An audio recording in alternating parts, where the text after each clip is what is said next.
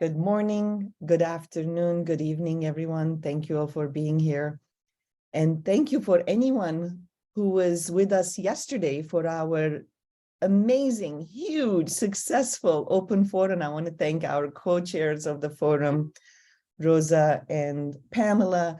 And of course, Rosa had a double duty this week. And I actually, at one point, I said, whose idea was it to schedule these two meetings back to back? And then my vice chair reminded me I was in that meeting that we agreed to do this back to back.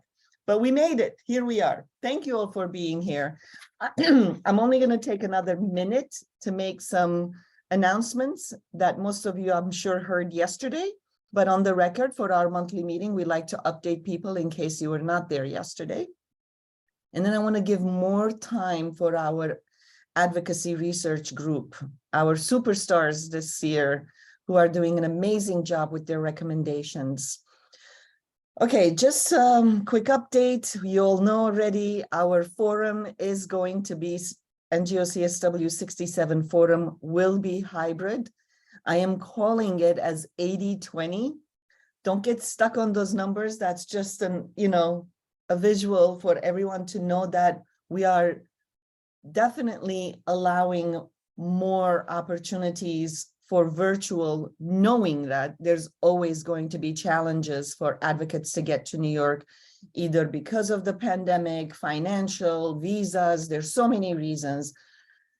The CSW side, again, for those of you who always get confused, we're the NGO Committee on the Status of Women.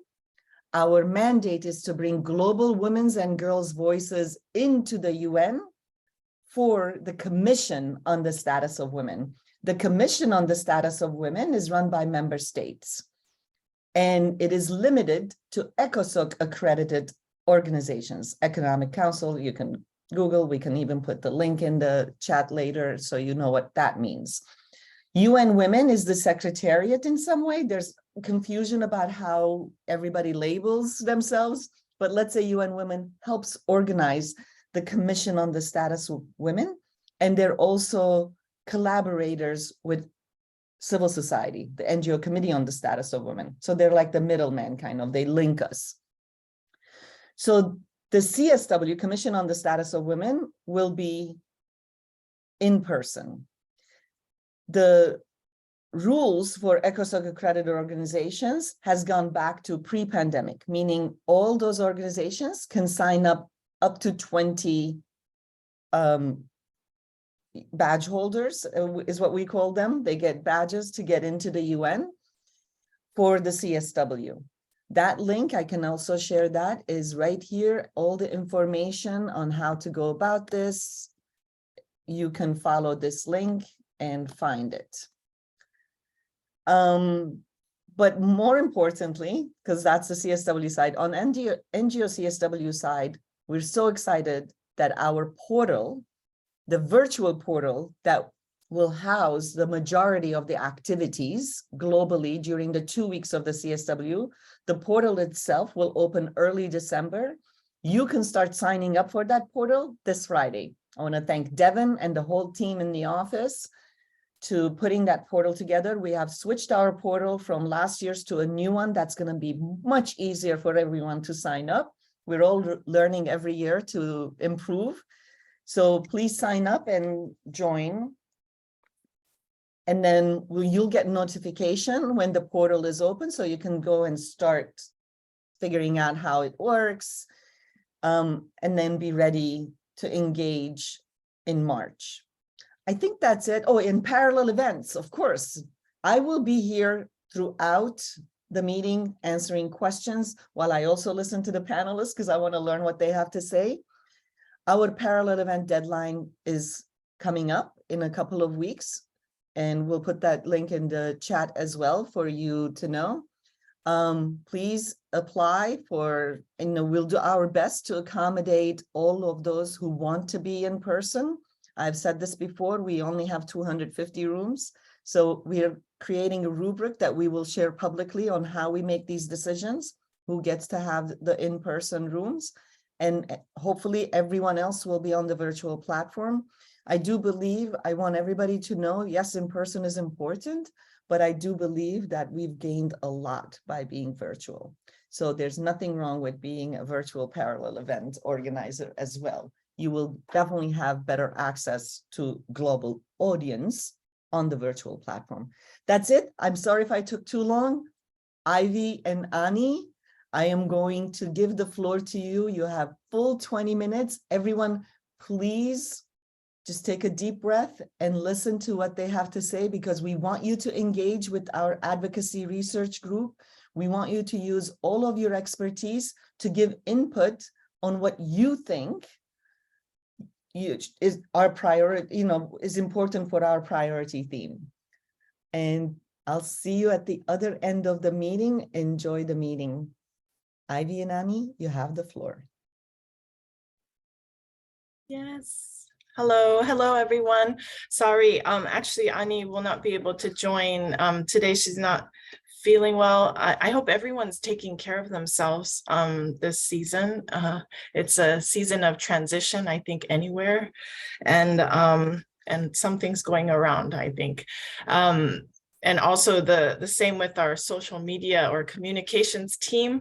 There's a few of us missing, and so I think you're going to hear from me more than I normally want to talk, but I hope you can bear with me a little bit. I'm hoping actually to engage you, so I'm not the one that's doing all the talking, but I will have to share a little bit of a presentation to give an update on the Advocacy Research Group, because we have been working on the 5 key recommendations. And so we have been drafting them. We're going to share what we have crafted at this point. It's a draft. It's still going to change for sure. And actually, we wanted to ask you what your thoughts were on these 5 recommendations, anything we missed. As you know, last year, we had statements as well.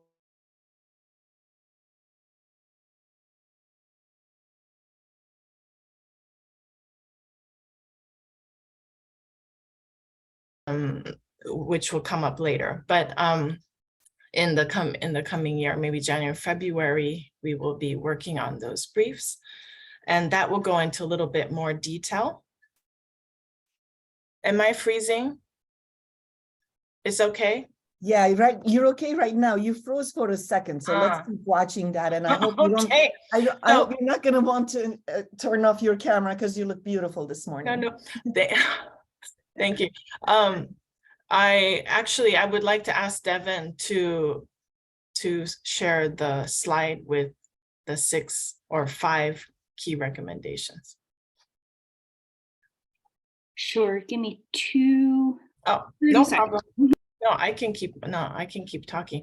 We're also going to have a very short poll to engage you as well. And I think many of you probably attended the open forum yesterday, but I said I was sharing very honestly that, this is not an area that I'm very confident in. Until recently, I haven't been so involved in advocacy. So I think anyone can do it if they want to.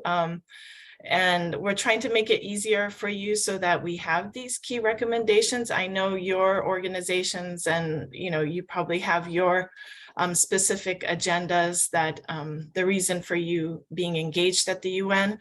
So this is just to add to, and if you are in agreement, actually what we're going to do this year is, if you'd like to participate in this anyway. So we have the 5 key recommendations, and next week we're going to announce through social media that there's a sign-on. And so you can click on the sign-on and put your name, organization, or whatever you choose to say, yes, I agree with these 5 key recommendations. So we'd like to attempt this sign-on this year and see. It's not a statement, it's just the recommendations. So thank you so much, Devin, for sharing the draft. And so we have come up with the topics again through first initially a survey, and then we have discussed with you at these monthly meetings to try and get a better idea what we should focus on. And so these are the 5 topics, and the recommendation is stated. We're trying to be as complete but succinct as possible. We have been told over and over again that they don't want really long statements. So that's why we're really limited on words. And so the first is to invest in and strengthen gender responsive policies, programs, and laws that prioritize girls and women in all their diversity and eliminate the digital gender gap by providing them with digital fluency skills. So this is around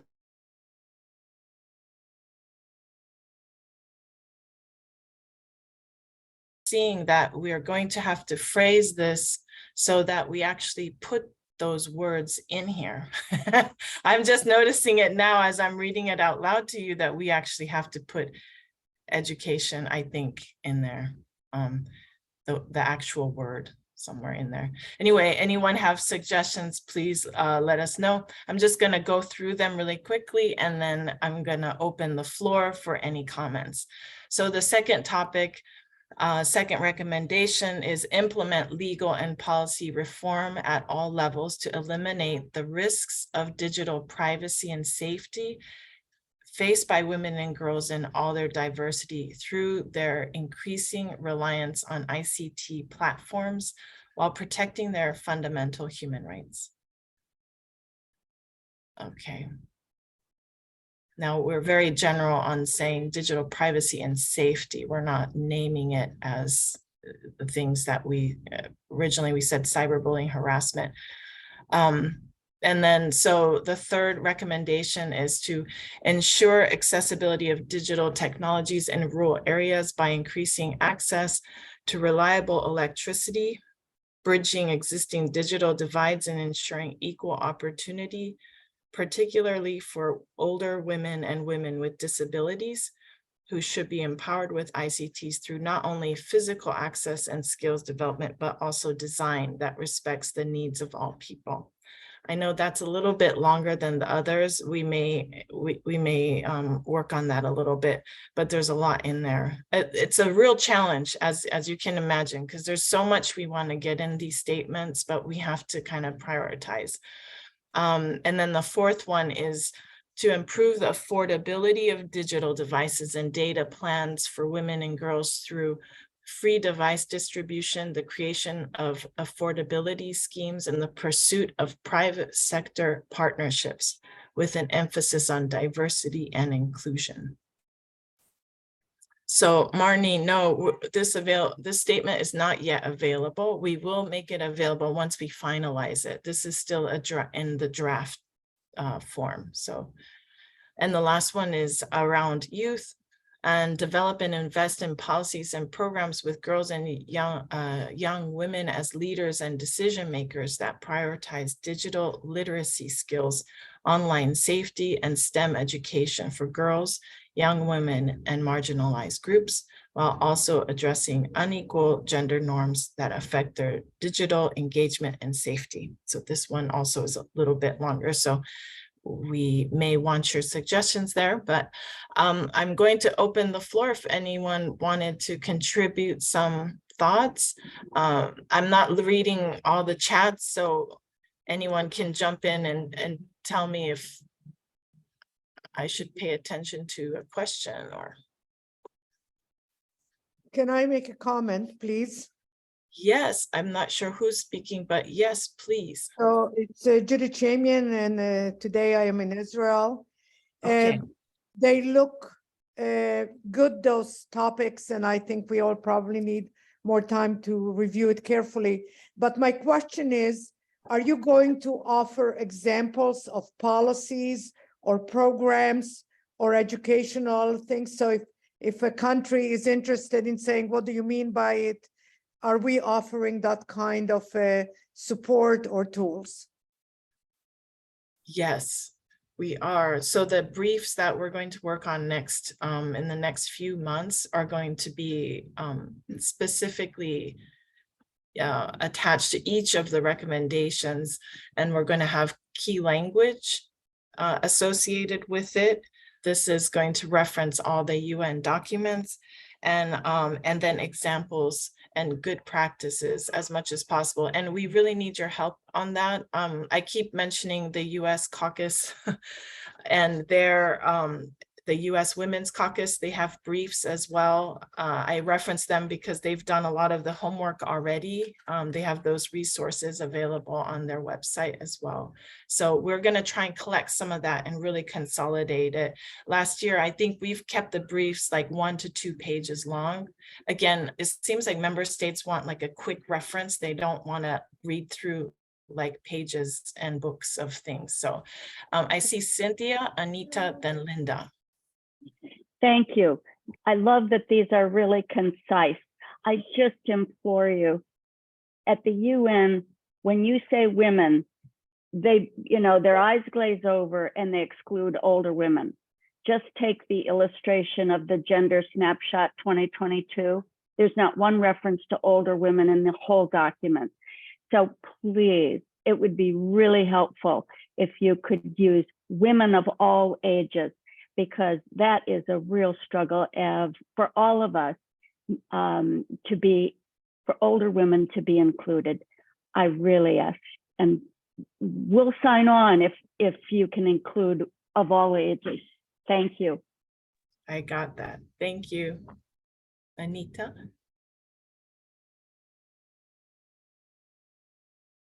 Yeah, I just unmuted myself. Am I audible? Yes. Thank you so much. I think that the topics, Ivy, are very important, and I think we could do with a little bit of addition that comes from a larger political and economic standpoint, because the realms of technology, innovation, and education also link directly to the public participation of women as economic agents and as political participants, as legitimate public participants in the public sphere. What I feel, therefore, and I have actually suggested some quick, comments in the chat, but I think that if these statements can actually be circulated, it would be necessary to open them up beyond the focus on gadgets and digital divide to a focus on the digital economy, equal participation in the digital society, and the public sphere. So I think that the macro structural underpinnings that make for global inequalities and also inequalities at the national level are not adequately reflected in the statements as they have been crafted currently. Thank you for that point. And we have your statement, so we'll look at that. Thank you. Linda? Thanks, Ivy. Yes, so we're now using the term women with X instead of the E to indicate women or individuals who identify as women. And so last year I asked the Canadian contingency government if they would include that. And so they did try. I think it gets very wordy when you start trying to say, women in all their diversity a lot through the document. And so we've actually started a program here in our organization, and we've used the X, so spelling women, WOMXN, to indicate the everyone who identifies as women. So we would suggest that maybe that's a terminology that we could change to open up the phrase for women. Excellent suggestion. Thank you. WOMX. Okay.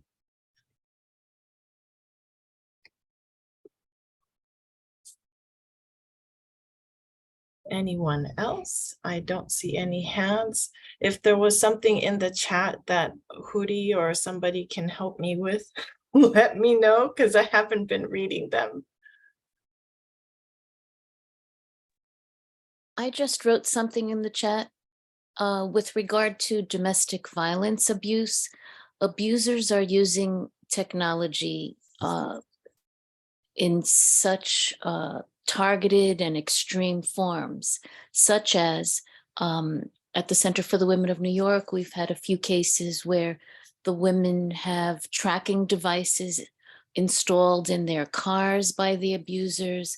All their passwords were changed by the abuser. Communications were sent in their names by the abuser to all their friends and family. So I don't know how this can be incorporated into number 1 or number 2, but certainly women need to be educated on negative ways that technology can be used against them, even in their own homes. Yeah, very important too. Thank you. Eva? Thank you very much. Yes, I think we need to put in somewhere something about women on the move. In other words, women who are in the progress of migration and so on. They're very often cut off, and it is absolutely essential for them that they have information and timely information to help them on their journey. So if we could incorporate that, I'm not quite sure how, but very open to suggestions, please. Thank you. Okay, I'll have to think about that a little bit. Yes, yeah, thank you so much, yeah, for all your contributions, and I'm seeing it in the chat as well. And these are so helpful for us to look at this and tweak them some more and think through all of your suggestions and try to incorporate them. Maybe the phrase women on the move can be used. Women on the move. Got it. Okay, I see more hands. There's Nalini and then Aditi after that. Thank you. Hi, wonderful meeting yesterday and great teamwork. Thank you.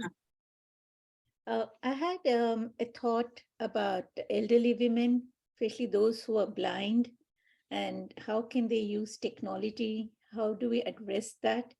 Because as we move increasingly into a more technology-oriented global space, it becomes increasingly important for them not to be left out because they just get isolated.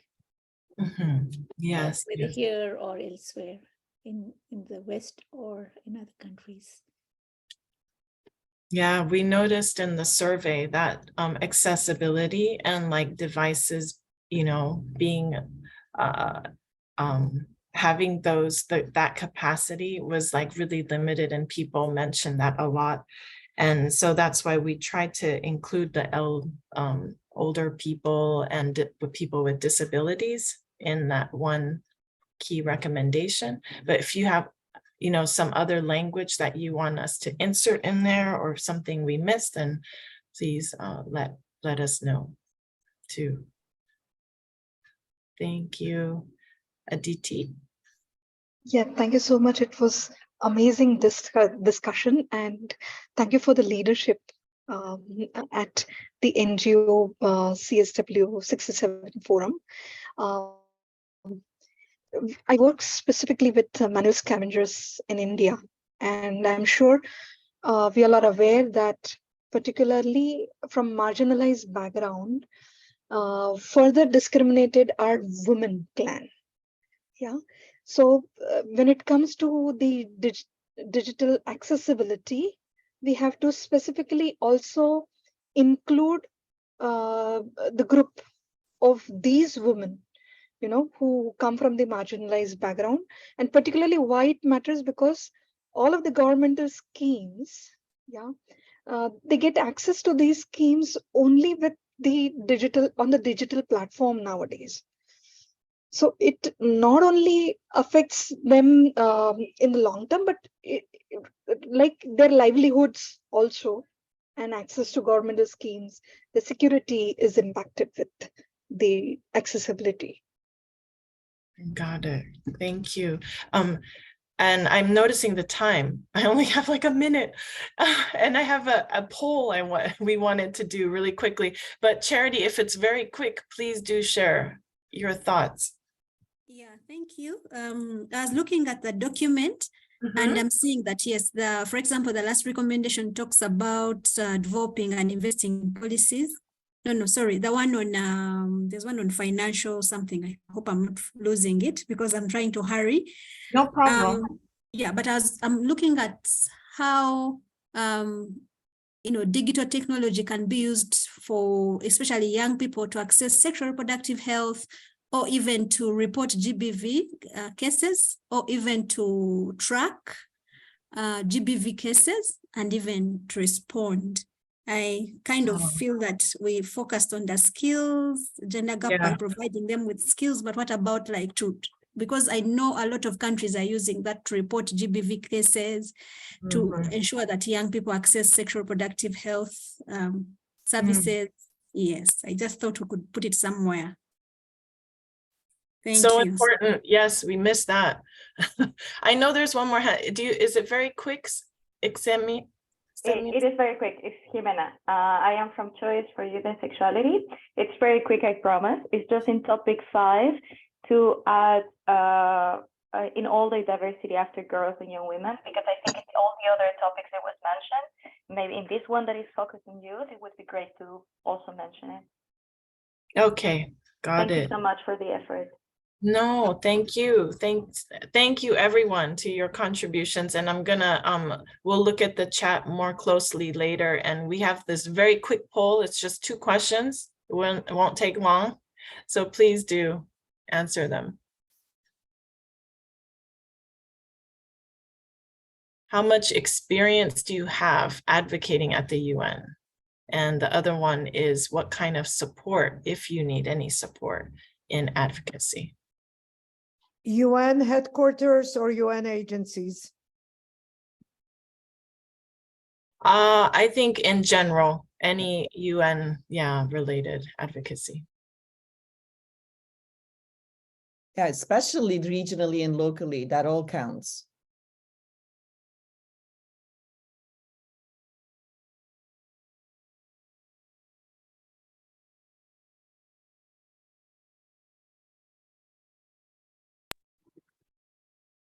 All right, we're getting some answers in. Let's maybe just wait one more minute so people can process the questions and answers and put their response.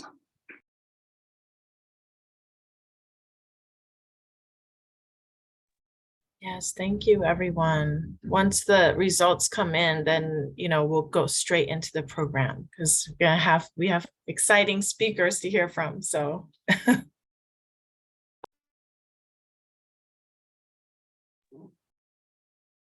All right, we're still getting responses. I think it'll slow down in a minute. All right, I think most people have answered. And here, can everyone see the results? yes, I see it on my end.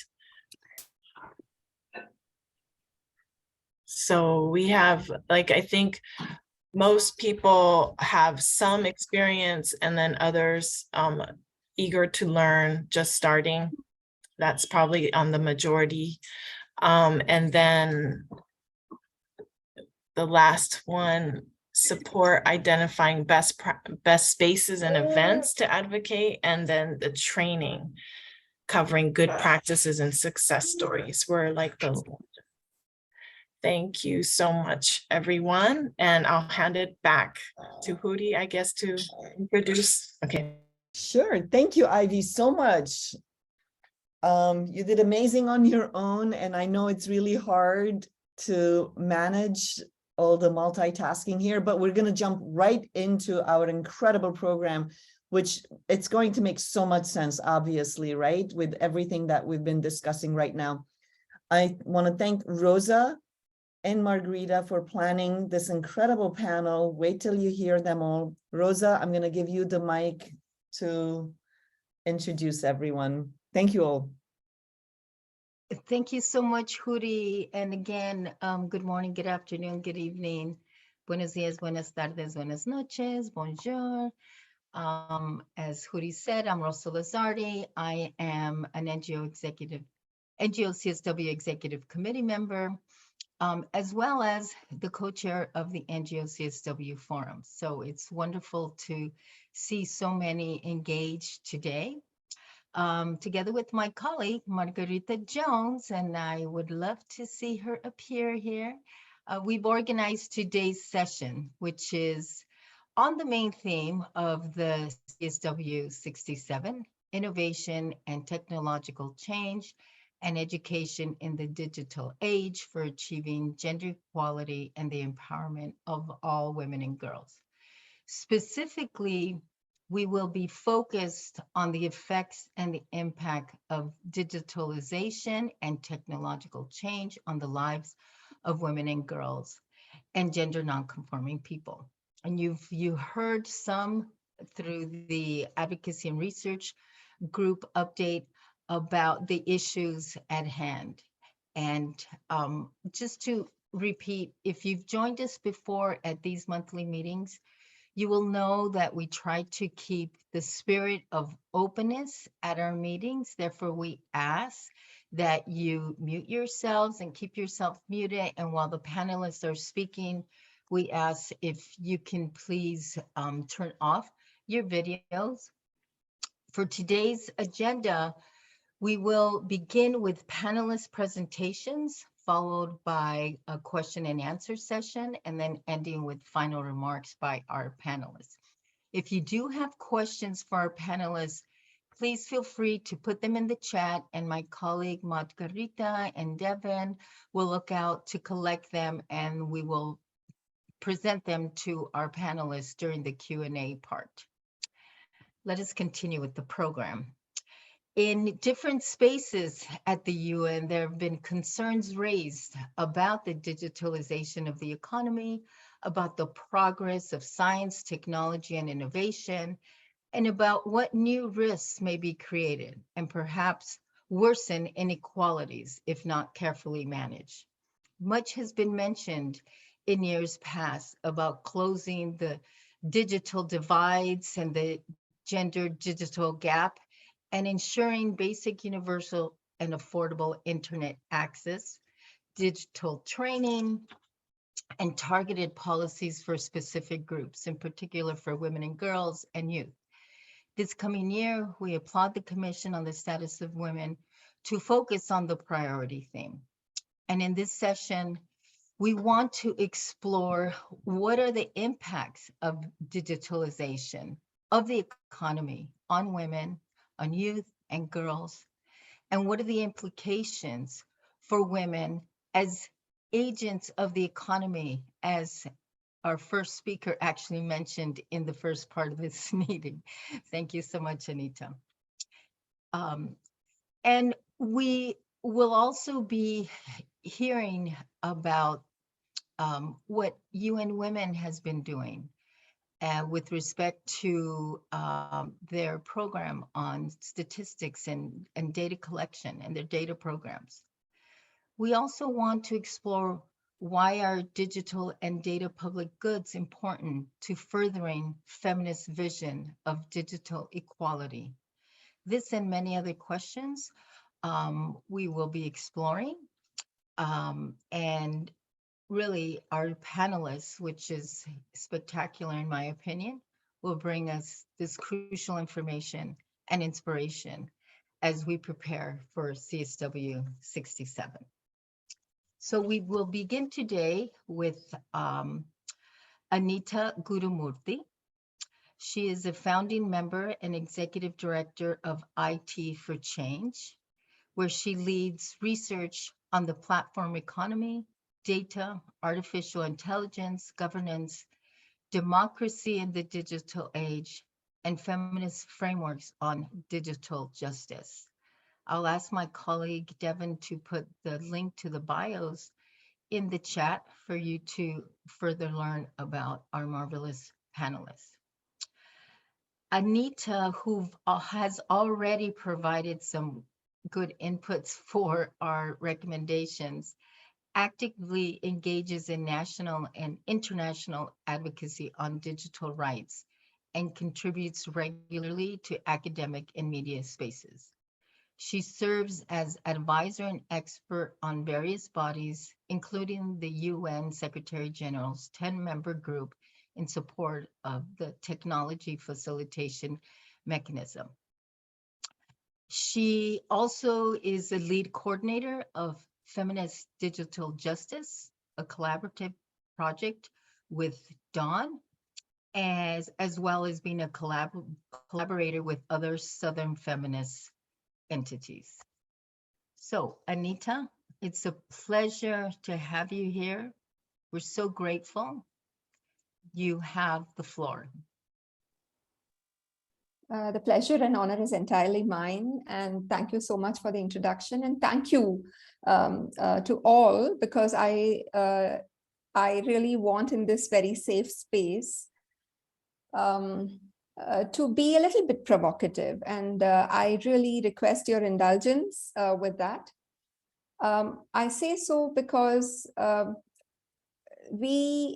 think there is enough consensus that women are excluded from the digital paradigm. We know enough about what's really not working for women. We know all about, the lack Anita, of digital I'm sorry, fluency. can we just pause for just 1 second, because Sure.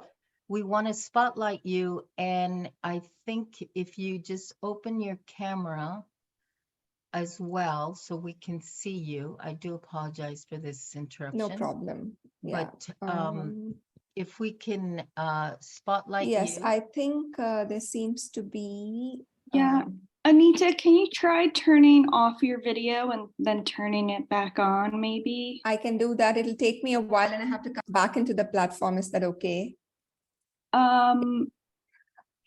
Yes. Okay. There's no other way, I think. Also, Rosa, do you prefer that they're spotlighted one at a time? I have you all in a panel right now, spotlighted. Well, oh, there okay. she is. Yeah, there We see it, Anita. Yes, I think we will do it one at a time since. Yeah, I just have Anita spotlighted, Hootie. Okay, thanks. Yeah, if you switch up a little bit, then we'll see more of your face. I'm sorry, move the camera up a little bit.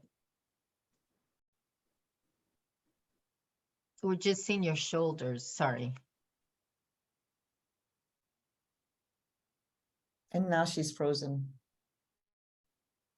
Oh, there.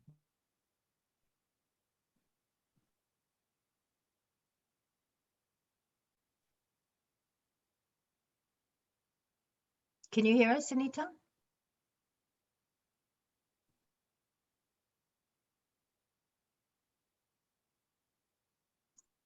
Can you hear us, Anita? Okay, she's not. Okay, that's perfect. Perfect. Can you hear us?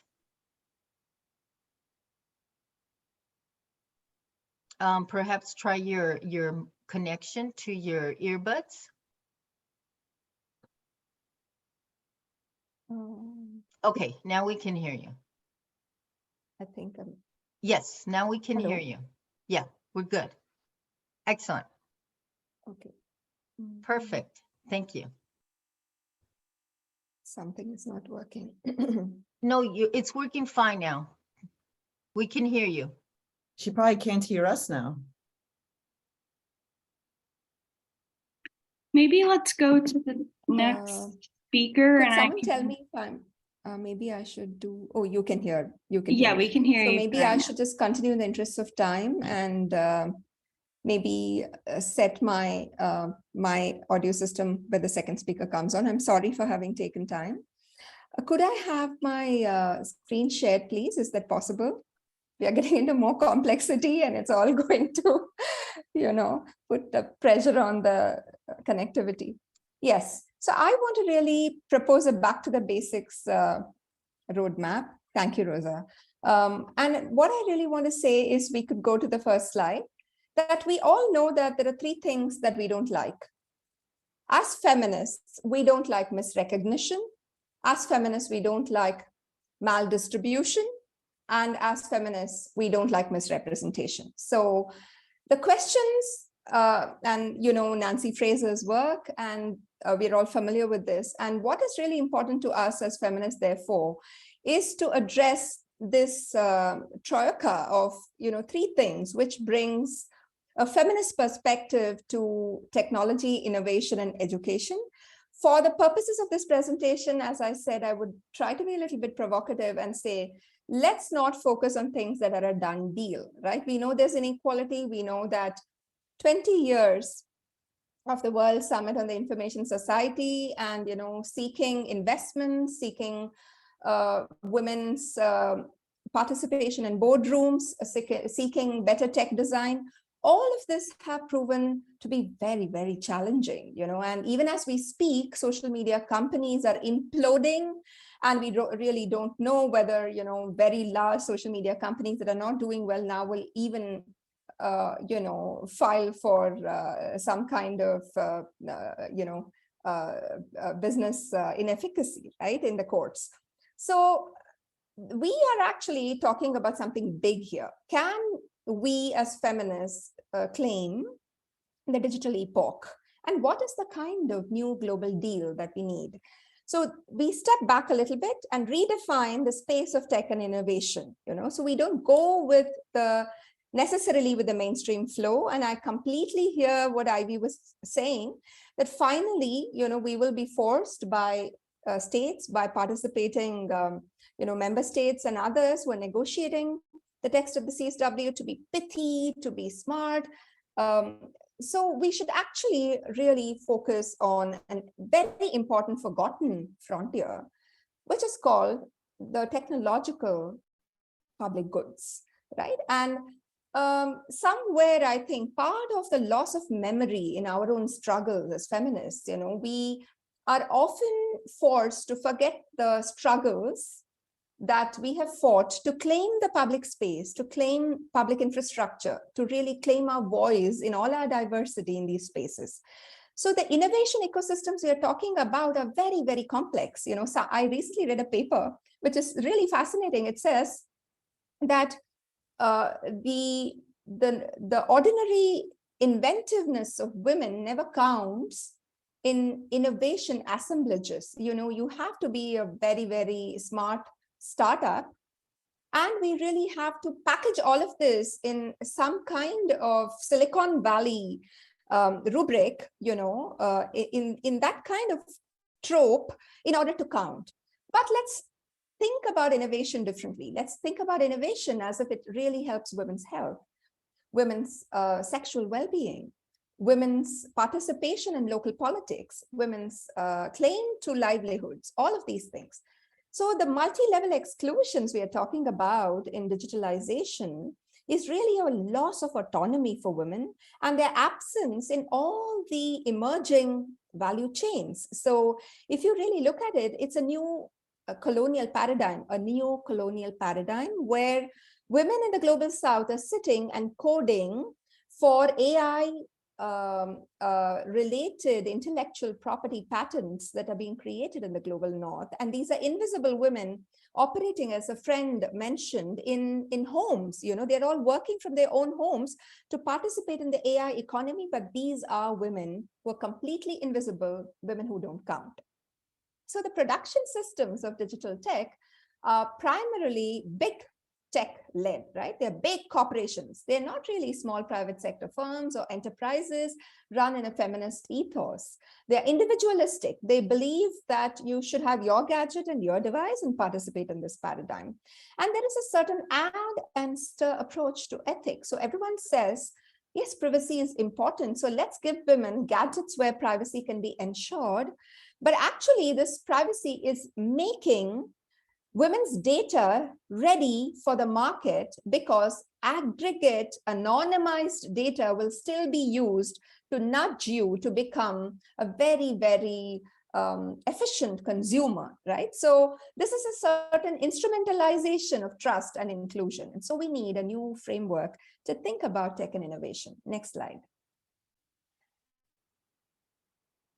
So the contradictions of making corporatized innovation systems in the digital space accountable, transformative, and also somewhat critical, right? We don't want things that are cast in stone. We want accountability for systems that can be open and scrutinizable. And that essentially is the public nature of innovation. So the original idea of intellectual property to respect human endeavor and human enterprise was really about the public impulse for participating in innovation. So the case for public innovation is an old story, and the public memory of that in feminist circles has been systematically erased by a neoliberal paradigm, right? So we never say innovation is public. We always think innovation means you have to go up to Starbucks, carry that coffee cup, come out of the metro and look like you're racing against time, right? So that is innovation. And actually, that is not feminist innovation. And it's not really how you are the ultimate risk taker in society, but how your capabilities to seize the future as a collective, as a society, is really being respected. And therefore, what is important is the private sector will never take the risk to put in place the public infrastructures that are required to enable the last woman standing to be an equal participant in the digital economy and society. And here is where we turn to the idea that the public sector is important. Next slide. So to quickly get to what public digital innovation for gender equality is all about is that it is a new aspiration. It's an aspiration for a techno-social order which is conducive to the project of feminist transformation, which is attentive to the problems we identified at the start: misrecognition, maldistribution, misrepresentation, so that we get both democratic and distributive integrity in the digital paradigm.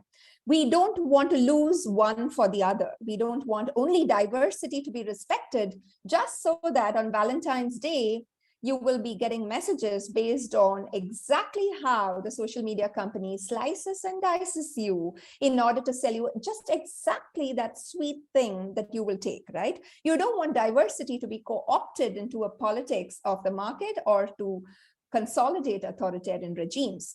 You want diversity to contribute to a flourishing society where there is also distributive justice.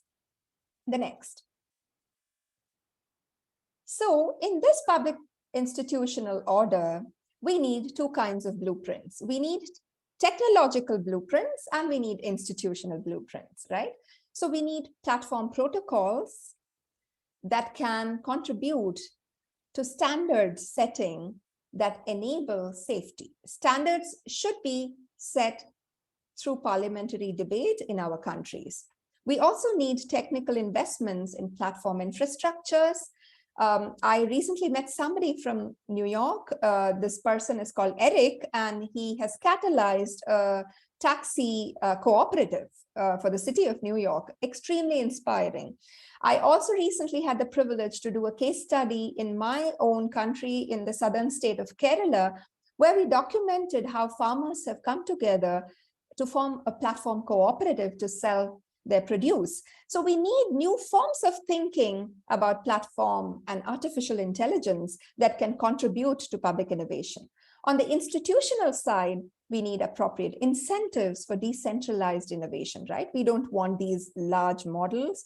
We need rules of participation to prevent erosion of public value. We don't want somebody to come and say, how many of you know about the UK's NHS Palantir deal, that fiasco, right? During the pandemic, there was this private sector company that came and said to the NHS, which is the public sector health entity in the UK, please give us all your data. We will provide you with excellent AI models. And some activists challenged this in the Supreme Court in the United Kingdom, and they won the verdict, because this private sector company was going to take away the public data, create their own AI products, patent them, and sell them back to the public sector. So this is really not distributive justice at all. So the digital rights that we seek is for meaningful participation and accountable institutions. The next slide. So more or less, I wouldn't get into this because of paucity of time, and there are other speakers I want to listen to. Basically, we need decentralization as a thumb rule in this innovation ecosystem. We need rules to prevent value capture. We don't want one or two or three monopolies, duopolies, oligopolies come and take away the gains of this digital society. We need to ask who controls this, who has claims, what kind of national and international rule of law exists in this space. And we need digital rights as the cornerstone. And this digital rights, as so many friends in this forum have already spoken, requires the voices of all kinds of women and girls. And that's really important because it's a bundle of rights, right? It's not just a right to the digital economy. It's not just a right to accessibility. It is also a right to voice. It's a right to claim all that publicness in its wholesome entirety, right? So that is what the bundle of rights will look like in a public digital paradigm. The next slide, and I'm almost done. So we have certain recommendations, and we can have certain recommendations. We need multilateral agencies to play their part.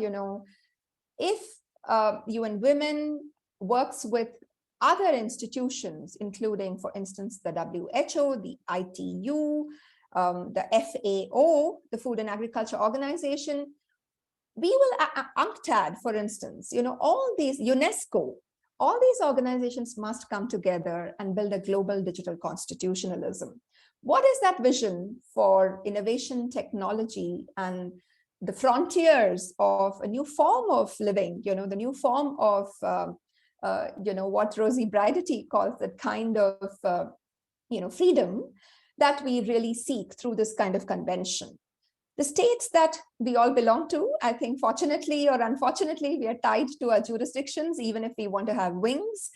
So the science, technology, and innovation policies need to be gender transformative, and they need to be harmonized for public services efficiencies. Somebody mentioned, in India that she works with sanitation workers, right? We really don't need sanitation workers in India to be somewhat fettered by the kind of wearables that the state requires them to wear just to track their movements. We want them actually to be able to benefit from the public services innovations that will take place because the state now integrates digital technologies into its education, health, and other kinds of social security systems. Similarly, the private sector has a huge responsibility here, much beyond what they have been willing to do. It's not enough to skill a few hundreds, a few thousands of women in a particular country. We are talking about macroeconomic parameters like employment generation. And there, I think skilling is a very paternalistic term. We should not settle for some kind of crumbs, that the private sector will give us in the form of skilling programs, right? Does that really impact the employability of the millions of girls that are going to, really claim the future? And finally, I think civil society needs to be very, very vigilant. We have to think big, think imaginatively, and always dream to claim the moon. Thank you very much. Thank you so much, Anita, for this fabulous presentation. There is so much here to unpack. And I think first and foremost, I pushed for this session to happen early in the process because I think that you bring up so many issues that are so pertinent to developing recommendations, to developing knowledge, to educate ourselves about these issues. Prior to March, when the commission takes place. As I said, there's so much to unpack and really not only unpack, but begin to develop, for example, this need for a new framework for technology and innovation, to get over the ethics paradox. You bring up the issues of accountability and of a transformative process for a feminist vision. And also this very important issue about digital rights and rules of participation. I think that your knowledge with some of the other areas of the UN is quite valuable for us to know more about. as we further the work of of civil society within this, and you had a very concrete recommendation for civil society: stay vigilant and coordinate our actions for safeguarding gender justice in digital innovation ecosystems. And I appreciate also some of the other recommendations. And I screenshot your recommendation matrix for multilateral agencies, states, private sector, and civil society. I think that that is also very valuable. I see a lot of praise in the chat, so thank you so much, and some questions which we will bring up in the Q&A session. So I want to move on with our panel. We are going to accommodate Papa Sek's responsibilities as a dad. So we are going to move to Miriam Tarosian. So Miriam, welcome. Thank you so much for joining us, for being here. Miriam is a co-founder and CEO of Impact Innovations Institute in Armenia. She is the creator and promoter of Safe You. Hi, Miriam. Thanks for being here. Hi, thank you for having me. She's the creator and promoter of Safe You, a mobile app and multifunctional web platform for women and girls that provides functions to seek out help in emergency situations, as well as to access knowledge, resources, and community of support. Safe You platform is a multi-stakeholder space providing monitoring, awareness raising, and data analysis tools to universities, NGOs, UN agencies, and governments. We are so thrilled to have Miriam here. And again, I would ask to put the bio link there for more information on Miriam. Miriam, thank you so much. You have the floor. Thank you for joining us. Thank you again. It was amazing to listen to other speakers. It made a lot of sense, and I agree with most of the things that was already discussed. And I'm joining you from the biggest tech event in Europe, from Finland. That's why I'm now in a small cabin. I could find this place so that I can join. I can show where I am. So it's a big event. Mostly there are men, of course, and me as a founder and CEO of a startup. Here I am making sure that we have presence here and representation, and women's issues are also highlighted. And as a startup founder, I'm here. Sorry. Can you hear me? Yes or not? I saw something. Yes, we can hear you. Okay, fine. perfect. So I'll share the screen and make a presentation about, can you enable sharing mode, because host disabled participant screen sharing. Yes, let's ask should be Devin good. if she can, yeah. Okay. See, can you see my screen? Yes, yes, we can. Okay, perfect.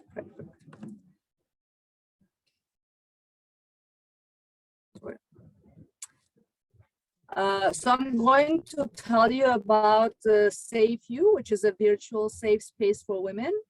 It's a mobile application and platform which empowers women through knowledge and community of support, and tackling violence against women and girls, or in other words, GBV, is the main focus of our innovation.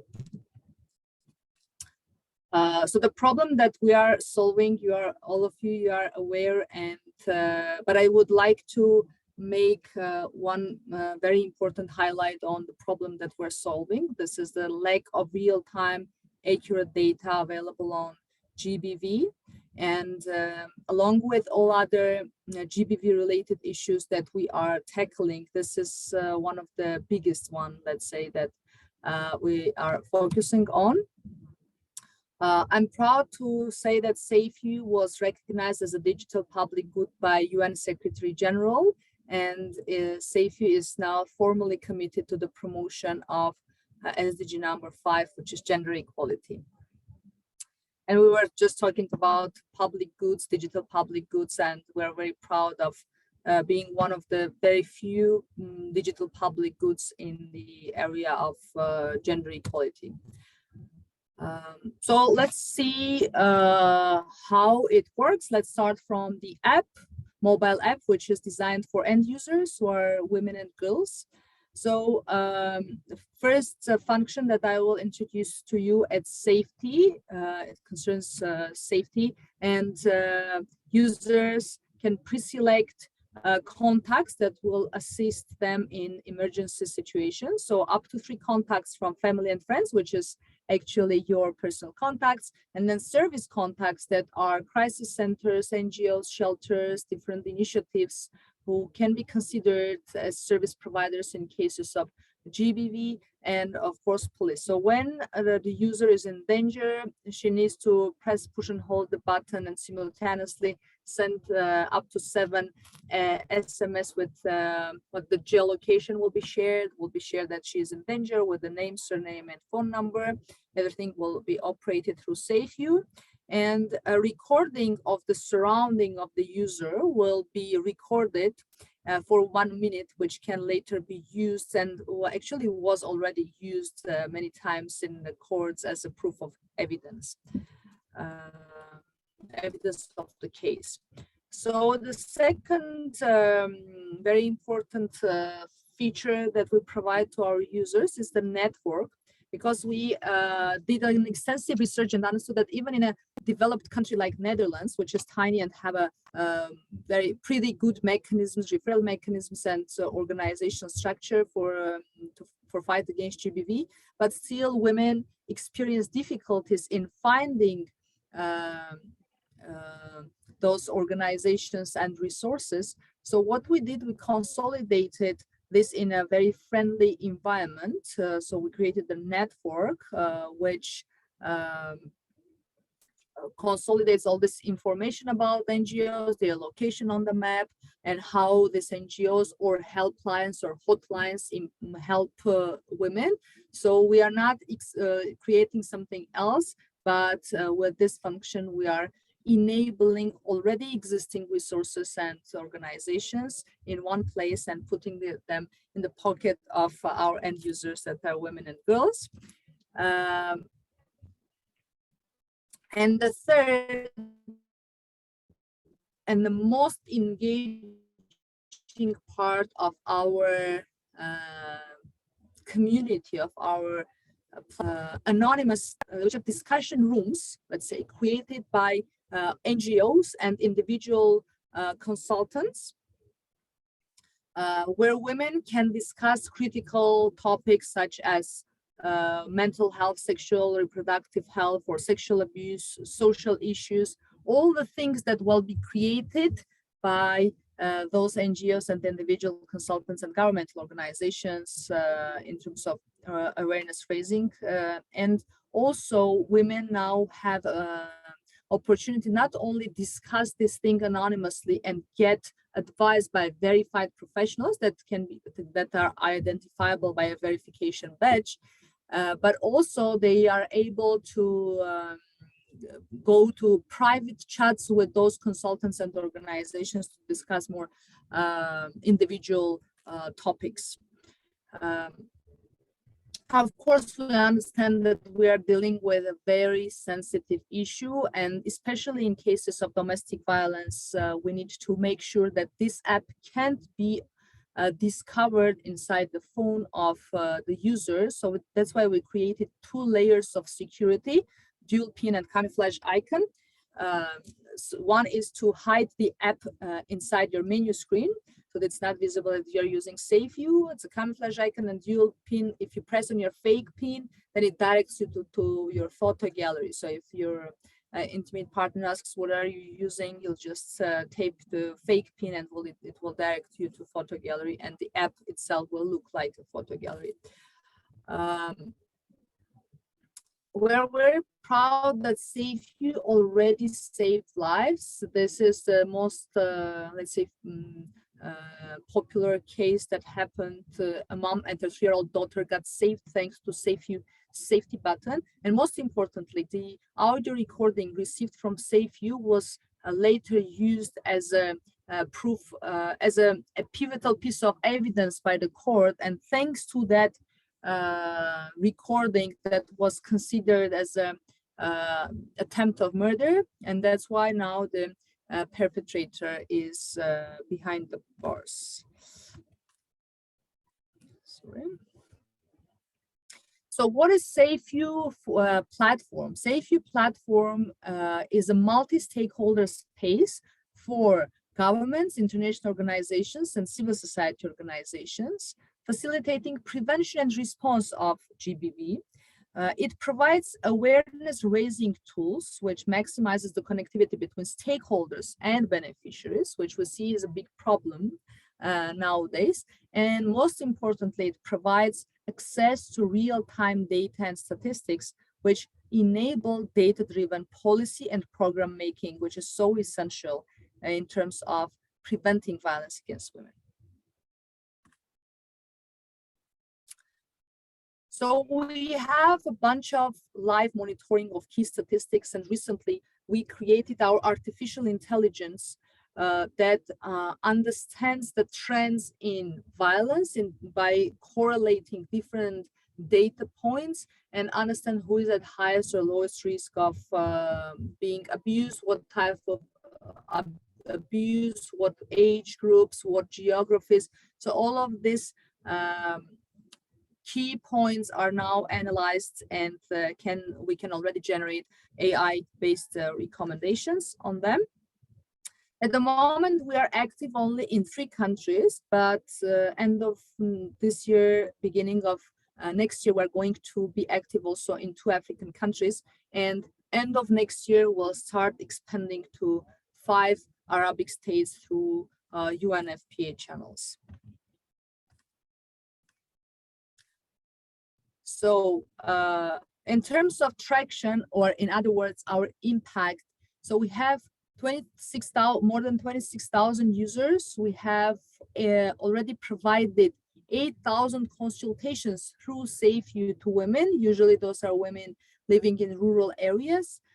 14,000 times help request was pressed, and women received help. We have more than 60 NGOs and governmental organizations already onboarded on the platform and using the platform.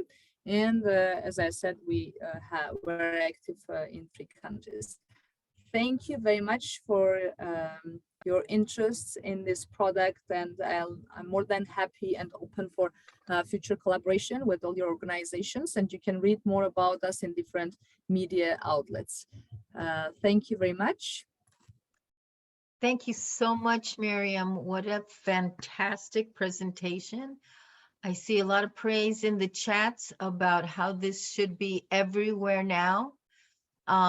You know what? You're going to carry all of our 200 women's voices into that conference and balance that gender, because this is such a powerful tool. And, you know, we go from the policy and theoretical, the wonderful presentation Anita presented, and during her presentation there were a number of comments about how the internet has increased with sex tourism and porn, and you know, so many negative aspects about the internet impacting women, and violence against women and girls increasing.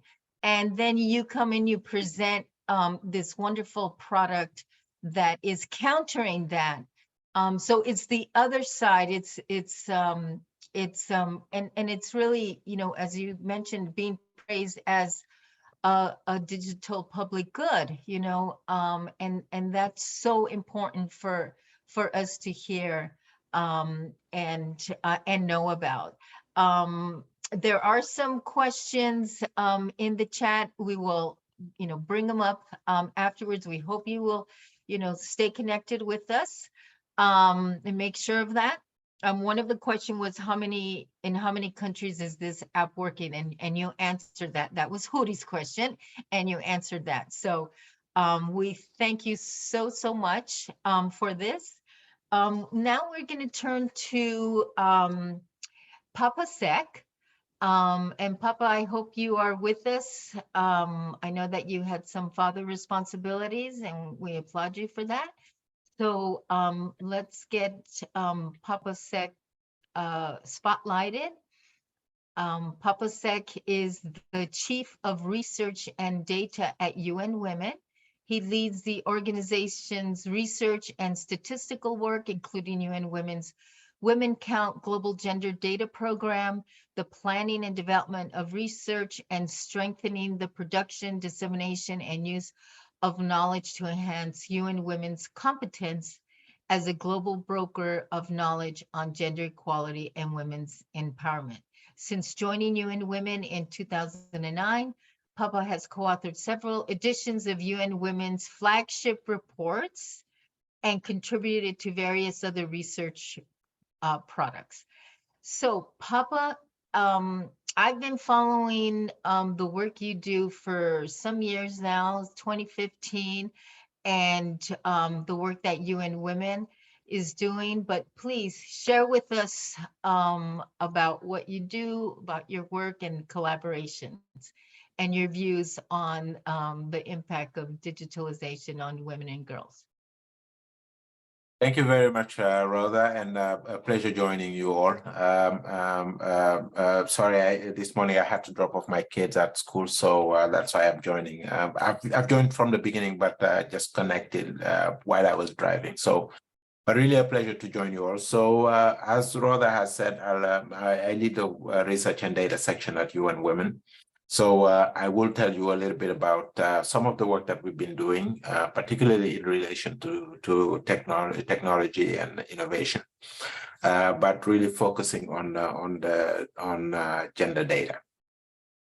So just quickly, in terms of an outline, what I will talk about is just, first, I think, just giving a snapshot of where we are in terms of progress on SDGs. So this is based on a recent report that we've launched, and really, I think, gives us also a good just framing of the conversation. So what is the context of this discussion on technology that we will be having at CSW? We talk about current gender data gaps and UN Women's efforts to address them, particularly in relation to technology, but also some of the work that we are planning in this area and that we've been doing. And finally, I'll just close with a slide on some useful resources that we have from the program. So this is just, I think, again, a sobering story of SDGs. And what we've seen is that even before COVID and the recent crisis, we've really, we were behind on SDGs. So we were really behind the 8 ball. But now only two SDG 5 indicators are close to the target. And based on our calculations, it will take 286 years to close gender data gaps in legal frameworks. And this is SDG 5.1.1 on closing legal gender gaps. We've seen that basically overlapping crises from COVID to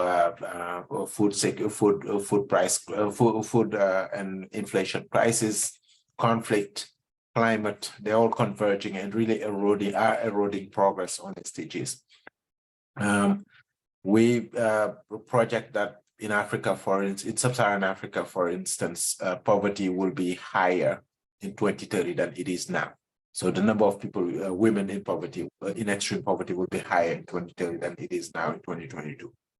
There is insufficient data for 5 out of 18 indicators of SDGs, and only 3 out of the 18 indicators have actual data to assess progress over time.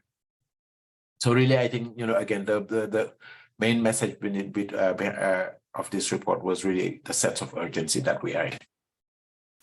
As part of the report, we focused a bit on education, just as part of the education summit as well. And what we've seen is that gaps in completion rates amongst the poorest rural girls and the urban richest ones range from anywhere between 11.5% percentage point to 72.2 percentage points. So really, in a lot of countries, some really, really large gaps between different groups of girls that really, again, mask usually the averages that we give when it comes to national figures.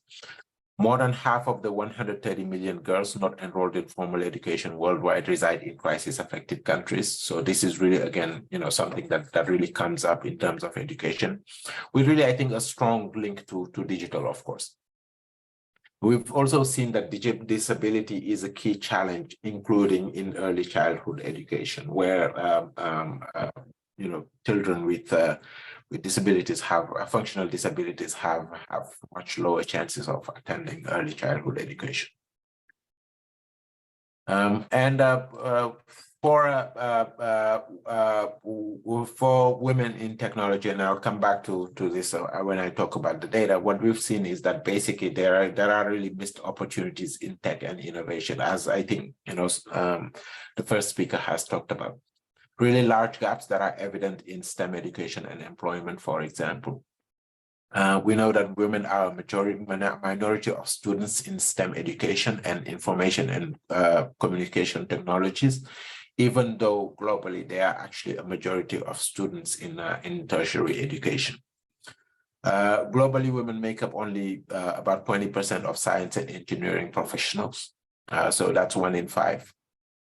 And we've also seen large gender gaps in pay, for example, and this is an example in the US where race and gender really come up strongly as factors behind the gaps that we see.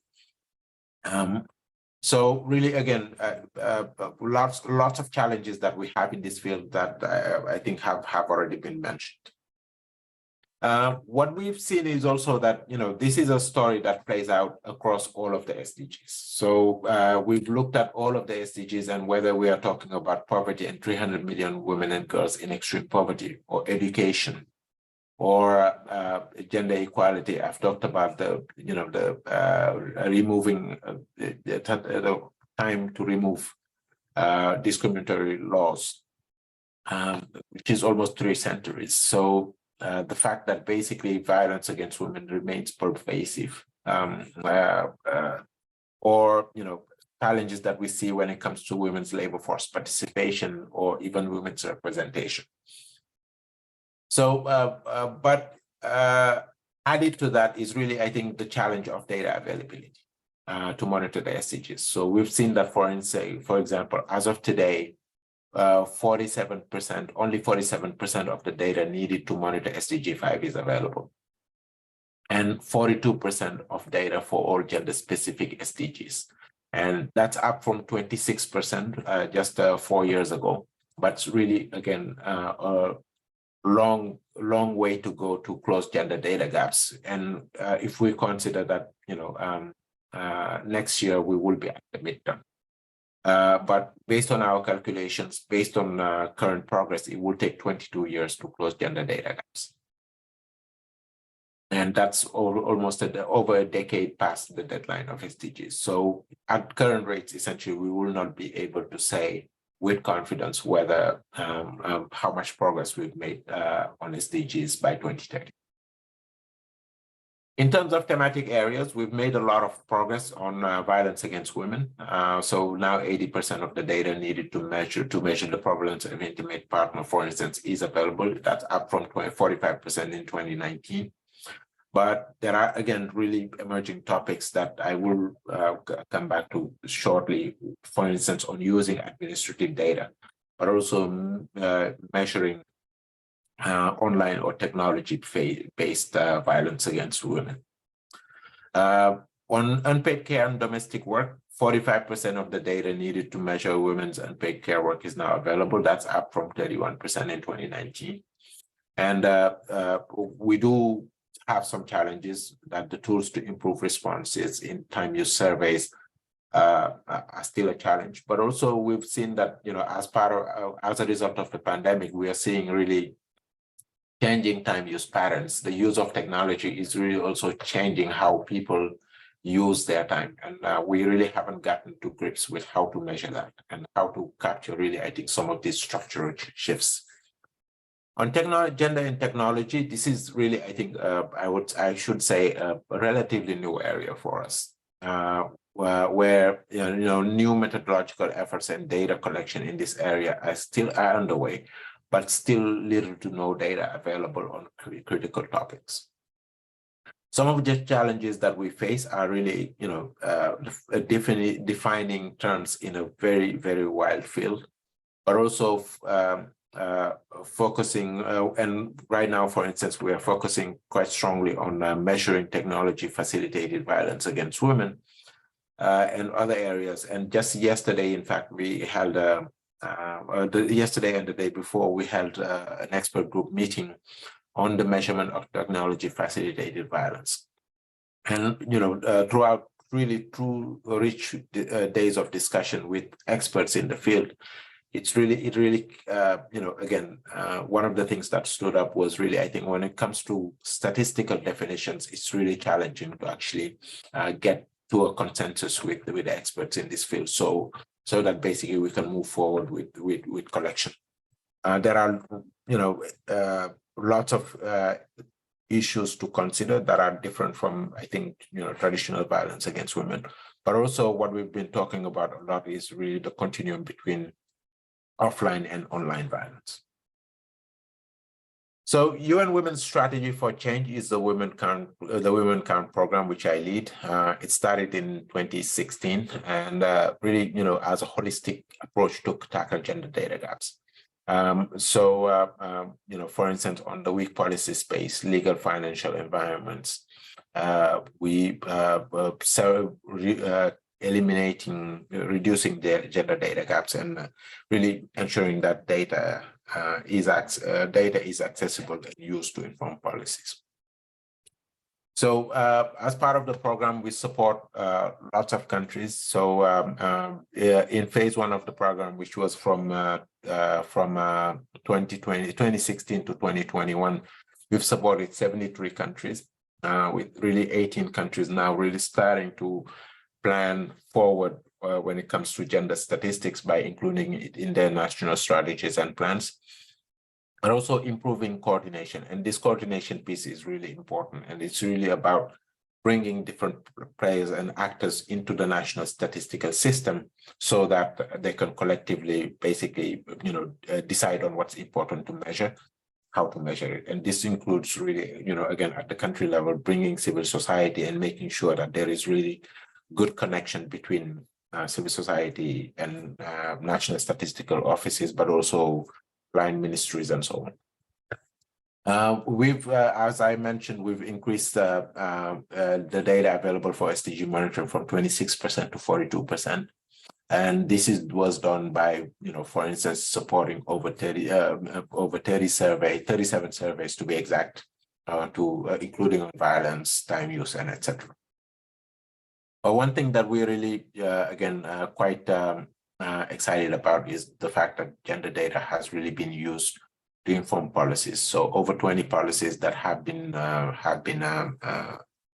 informed by the work that we've been doing. We've just now kicked off phase 2 of the program, which is from 2022 to 2025. And as part of the work, we're focusing on these 4 key themes: women's economic empowerment, violence against women, gender and environment, and governance and participation. But there are also really, I think, cross-cutting areas here. One is basically making sure that the leave no one behind principle is really at the heart of this, but also working on technology and both using technology. So using modern technologies to support countries to modernize their statistical systems, but also, doing deep work on technology, gender and technology data. So we plan to support, for instance, 33 surveys, really, strong exploration of the use of administrative data, big data, and artificial intelligence and strengthening partnerships to drive success. So overall, we plan to support 74 countries during this time. So just an overview of phase 2, what we are planning to do on gender technology. I talked about essentially the work on technology facilitated violence measurement, for instance, and through survey data, but also other sources. But here, our work would focus, for instance, on conducting formative research, methodological development, testing, validating of quantitative measures, and also integrating violence in digital context into violence against women studies more broadly. And, again, this work is just starting, and we hope to really, I think, again, bring together the knowledge, the current knowledge in this area, and to start developing questionnaires in this regard. We will develop key metrics and the first global database on technology and innovation, including women in STEM, research and innovation, violence against women, AI, employment, occupational segregation, and gender pay gaps in the tech sector. And the data will really be used to promote policy making to address gaps in the sector, and also to contribute to, as importantly, to the Action Coalition on Technology and Innovation. We will also, as I mentioned, support countries to modernize their statistical systems, including through the use of modern tools, big data, and geospatial data for particularly, which I think is really important for measuring location and for supporting the LNOB principle that I mentioned.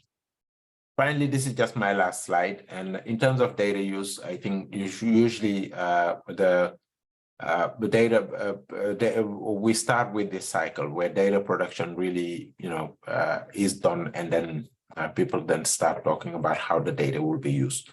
But our approach is different now, and it's really, again, making sure that data use is not an afterthought, and really, again, data production be guided by how we use the data. So if we ask the questions on what data are needed and for what, then we can have that inform data production. And sorry, finally, this is the last slide, and these are just the resources that I mentioned. So we have several resources on our website at data.unwomen.org, and that you can access. Thank you very much.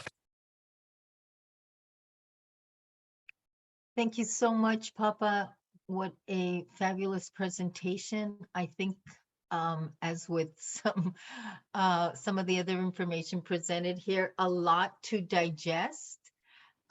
So what we do appreciate knowing about what UN Women and collaborators are doing. We lament the fact that in some areas there is, data production that is needed, but it's heartening to hear about the work that you all have done in shrinking that data digital gap, and about the data production that has already impacted policies. And I want to bring Anita and Miriam in as well.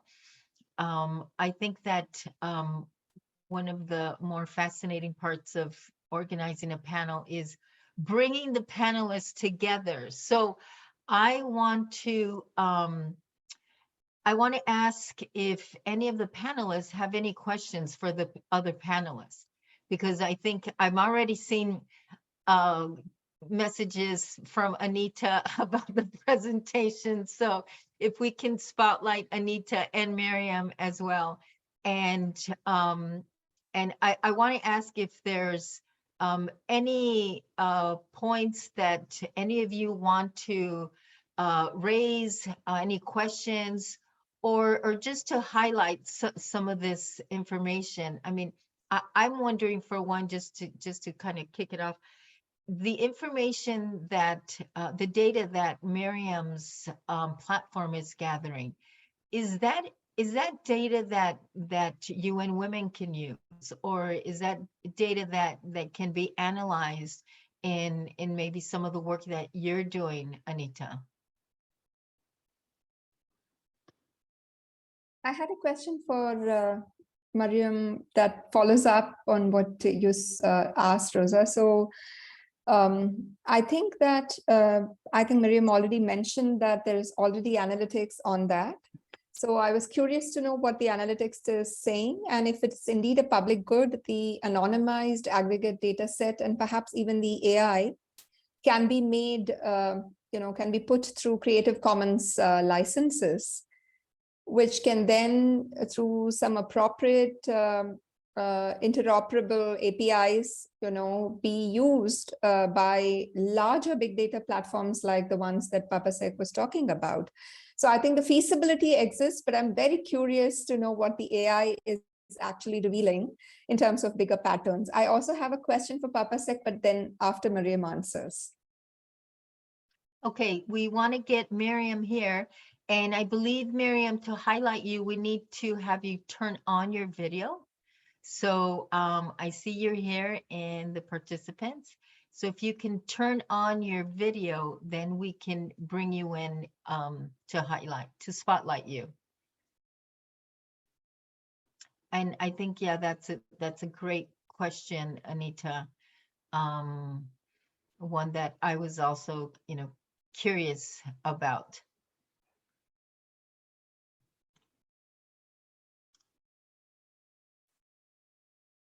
So we're trying to send her a message privately. It could be that she's encountering some difficulty or some noise. So Anita, why don't you pose the question for Papa, and we'll get back to this. We'll be happy to. Thanks so much. It was such a pleasure and honor to have the sneak peek into those big projects. I really think that methodologically speaking, the two things that you flagged are really the heart of the problem. I agree with you that when work and life are becoming restructured through the way in which spatially, we are changing our public participation, how do you measure things? That's a very big thing. And secondly, I also think that it would be really helpful to understand from you what breakthroughs you've had in the methodology with respect to perhaps evolving some basic minimum benchmarks and indicators to capture online violence that can be useful as a global measure. Thank you. Yeah, thank you very much, Anita, and a really great question. So I think, in this field, again, and just to recall some of the conversations we had for the past couple of days, this is again, this is really something that we're just scratching the surface of right now. One thing that prompted our work in this area is really the fact that once you start looking at data from different household surveys in particular, you get really a wide range of prevalence rates. So basically countries using different definitions of what online or tech-based violence against women. Some talk about gender-based violence. So it's really a very wide field where we don't have yet really, I think we haven't had a consistent data, and that really, I think, again, creates a challenge when it comes to talking about the topic, particularly with policymakers. So the past couple of days, basically, as part of the expert group meeting, for instance, we had a very solid background paper that was prepared by an expert. But also, in the room, we really discussed essentially how do we start looking at essentially at first, basically, what is the definition that we will be using? Really, I think consistency in the definition. So we spent 2 days basically just talking about the definition just to give you a sense of the challenge. But one thing that I'm really excited about is really, again, we were able to also look at, the range of different violence. So, how does, for instance, violence against violence manifest itself? So who is the perpetrator, right? So just talking about image sharing, for example. Is this the person who, forwarded the message to a photo to a friend, or the friend who posted it on social media, etc.? The fact that basically you don't need to be connected to actually be a victim, right? So photos, for instance, circulate even though the victims themselves may not be online. How do we define prevalence versus incidence, right? So when it comes to prevalence, for instance, it can be one act, but if a photo is shared multiple times, that's an act of violence on a daily basis perpetrated by somebody that you may not know. So really lots of interesting things to ponder, and understanding that also it will take, I think, different sources, different methods, mixed methods to try to understand this phenomenon a little bit better. But so the idea is that now at CSW, for example, we will convene maybe a side event on just specifically on this measurement issue, when hopefully with the expectation is that, in the coming, in the next near future, we will be able to get to the UN Statistical Commission with, this discussion, and really start to have at least globally comparable methodologies and definitions that are accepted for data collection. Excellent. Thank you so much. We are trying to reach Miriam. It seems that there's some, low bandwidth at this tech conference where she is.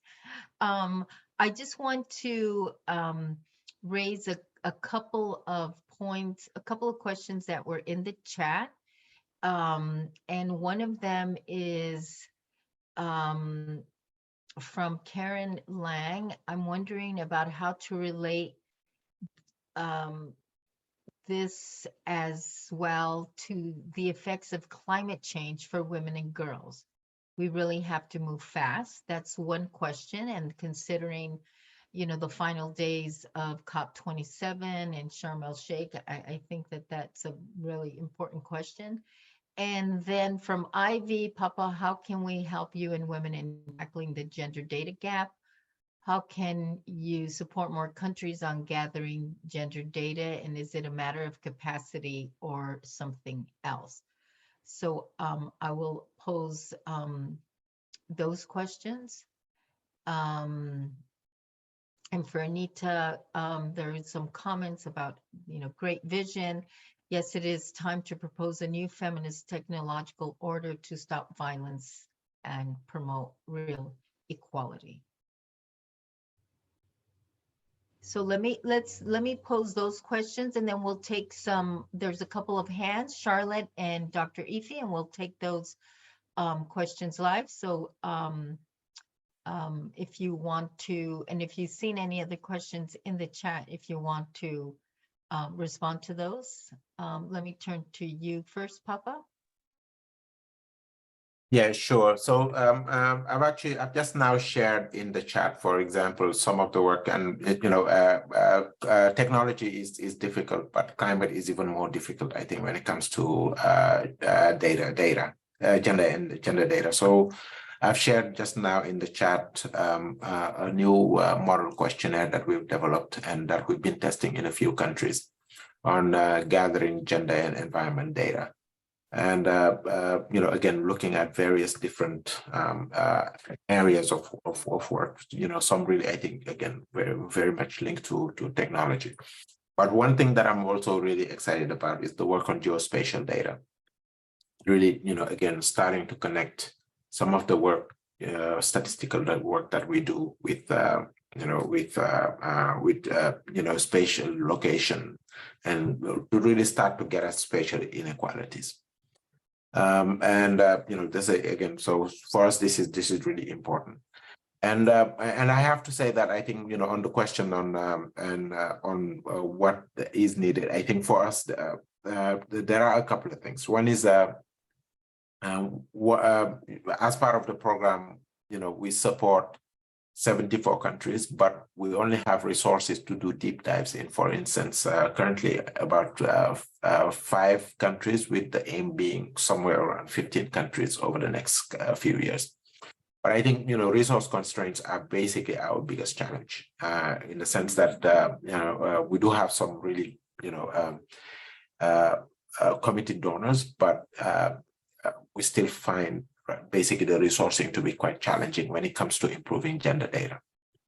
So, and we've been working with donors, discussing with them, but I think, again, stressing the importance of this work and funding for this work, and not just UN Women. I think there are also lots of organizations out there that are doing this work that should be part of it.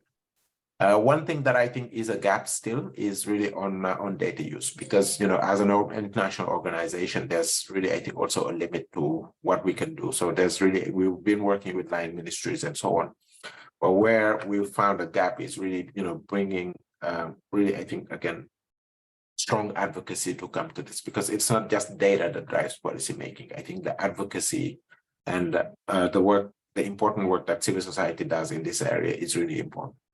And here, again, what we've been talking to donors about is that, as much as we should be resourced to do this work, civil society also should be resourced to be able to play their role. So a full-on role. So particularly grassroots organizations in terms of driving how the data is used. So, and, again, I think this is a collective effort that we all should, I think, continue to push. Great, thank you so much. Anita? Thanks so much. I want to really just pause and reflect a bit on the climate change comment. I think the current technological order, somebody had used the word techno-social order, has proven beyond doubt that the lack of adequate regulation and the over-reliance on self-regulation by corporations has only seen us go or move towards a paradigm of extractivism in a very, very physical, material sense, of nature and its wealth, as well as extractivism in the form of social knowledge and social information, right? So this is completely, I think, inimical, to say the least, to the way we can fashion any resolution, coming to brass tacks on a future where technology, innovation, and education can contribute to a modicum of empowerment that also is linked to justice. You can always have empowerment, which is unhinged from justice, right? That would be extremely superfluous. So when we will have to integrate ideas of the planet, we cannot be, what is that word? Anthropocentric. We cannot think that we as human beings can arrogate to ourselves all the power through innovation just so that our stock market value can go up. So I think there are very, very important connections, and it's our job, like Papa said, to connect the dots, to say that this CSW has continuities with others in which we talk about the rights in relation to small island developing countries. And indeed, the review theme of this year is rural women. So if you really looked at, the context where people, because of ecological disasters, in the coastal areas, are really losing their livelihoods, and women are most affected by the loss of such livelihoods, we will be able to integrate, the discourses that we have traditionally had over the past several decades from very wise women to what we may want to really seek out of the decisions that come out of the CSW on innovation. So innovation is really for public good. It's not about human greed. It has to bring prosperity that does not take away from a planetary flourishing, which includes human societies, but also plus. The second question, I think Mariam is here, so maybe she should answer, and then I can go back to the question on social media companies, because that's one of my favorites, but over to you, Mariam. I wanted to know from you about the AI and what the AI is telling you with all your data. Thank you. So the question is, just because I lost my connection for a few minutes, I couldn't hear, unfortunately. So I started listening when you were talking about climate change, and I'm happy to exchange what we are doing with data and what is AI, if that's the question. but if there is another question, can you just, Anita asked Mariam if the data pattern collects is open for use as, okay, yeah, I got it. So the data, as we are working with governments and international organizations, we are opening it for sure with civil societies. I mean, whoever is our partner in the country, and of course we're using this, I mean, our partners are using this data for advocacy, but I can't say that it is a public good, as it, for example, our software is a public good and it's open for use, but the data in the depth as it is analyzed right now, I don't think that can be a matter of public good, because for some countries, especially the mapping of cases with all demographic details, for some countries, it's also a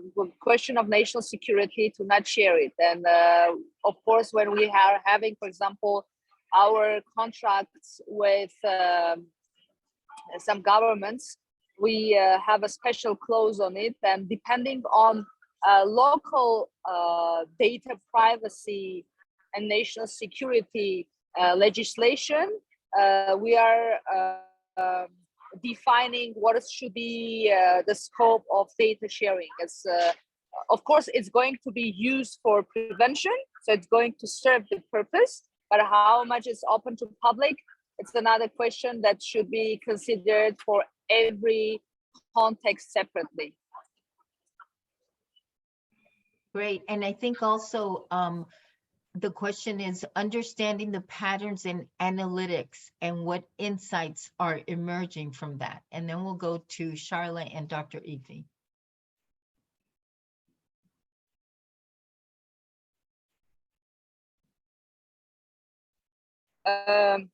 Sorry, so can I reply yes to this? Yes. Yep. So for the analytics, so what we are actually doing, we are using the high level programming language that is called Python, which is an AI language. So data collection and the way how you analyze the data. So we already did with data scientists and AI specialists, like the first round of our analysis, and we came to very interesting outcomes, and we made it to the way that it's real time. So every day, depending on the let's say interactions and activity of users, it changes. So for example, in Armenia, I can say that when we were comparing different geographies and the coverage of cases all around Armenia, we discovered that in the region where we don't have a crisis center, there is no the cases are much the number of cases is much bigger. We also discovered that for a specific age group who are not married, the sexual violence cases are high. We also discovered like what is the percentage of cases that are never reported to police or NGOs. And this is some statistic that was not discovered before. And there are a lot of actually correlated data points that make a lot of sense. But this is I mean, to answer this question, I'll need to show all the algorithms, all like 119 data points and how we correlate, because some correlations can be interesting, but they don't bring to meaningful results. It's good to show these numbers and these graphics, but in the end of the day, their accuracy or how you ask the question and what it should be the answer through the algorithm is something very let's say, difficult sometimes to define, and also how you visualize the data in the end. Like, I mean, the AI works, but data storytelling is something also very important, because if you don't structure your data the way that it can really impact policymakers and program makers so that they understand what it means, then you are in trouble. Because in the beginning, we created a very sophisticated data analysis system, but for NGOs and governments, it was extremely difficult to read. So they couldn't find I mean, it was not impacting their work the way that it should be. That's why we now have this different phases. We have data science, we have AI, and we also have data storytelling as a separate task for us to complete. Thank you so much for that. I really, thanks, sorry, Rosa. I just wanted to say the patterns that are coming from this kind of an artisanal data set, if you will allow me to call it that way, this is very helpful, I think, when you have large data sets that like someone like Papa's is handling. And what you have, I think the very fact that single women are more prone for violations itself is a very important public policy issue, I think, so, and thank you. Thanks so much for describing your process. Yeah. Thank you so much, Miriam, for that response and that insight also, Anita. Can I ask Charlotte and Dr. Ify to put your questions in the chat, because we are coming up to ending in a couple of minutes, and I just want to give our speakers a final 1 minute to closing remarks. And so I do apologize, Charlotte and Dr. Ify, if you can just put your question in the chat and they can incorporate it into their final remarks. I just want to truly thank you all, our speakers, for all the information that you presented. I think that it really has created a buzz. Certainly our chat is on fire. And one of the questions that people were asking is, how can we learn more about what they're doing, and to be able to take it in and digest it more slowly. So I know that you have put links in the chat, but if you can put them in again so that our viewers can find them more easily. And please, Charlotte and Dr. Ify, if you can please put your question in the chat. And so I just want to give, 1 minute, half a minute to each of you, and then I will hand it back to Huri for closing. So let's begin with Papa, and then Anita, and then Miriam. Yeah, thanks. So the work that we do essentially, I think you can find it at data.unwomen.org. I'll put it in the chat now. And there are lots of useful resources there. And particularly on, you can access data, you can access data stories, where we really try to break down the data into something that is more digestible, but also lots of useful resources. And just to say that I think for us, this work on gender and technology is really emerging and really building up. And it's a space where we really want to to talk to all who have experience in this. So we will continue to come back to you, particularly during CSW, and hope to really gather to have a solid conversation around this. So, but thank you very much for having me. It's really been a pleasure to share. Also, I think the panel with really excellent speakers. Thank you. Thank you, Papa. Thank you so much, Anita. Thanks, Rosa. And I echo what Papa said. It's been an honor to be here with all of you today. I think what is important is because the UNCSW process really paves the way for so many of us to go back into our respective territories, jurisdictions, and advocate. I would really like us to see the technology and technological paradigm and the data paradigm in particular with fresh eyes. You know, the data paradigm is reordering society in many ways. And it's reordering society because data can be put to use that lead us to our empowerment and public interest goals, or the data paradigm can be instrumentalized to compound all the crises and problems we face.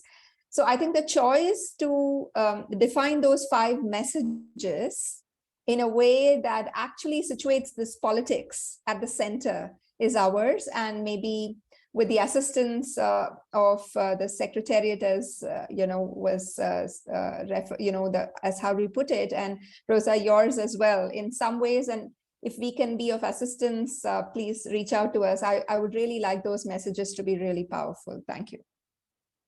Thank you so much, Anita. And Miriam, your final remarks, and thank you again for rejoining.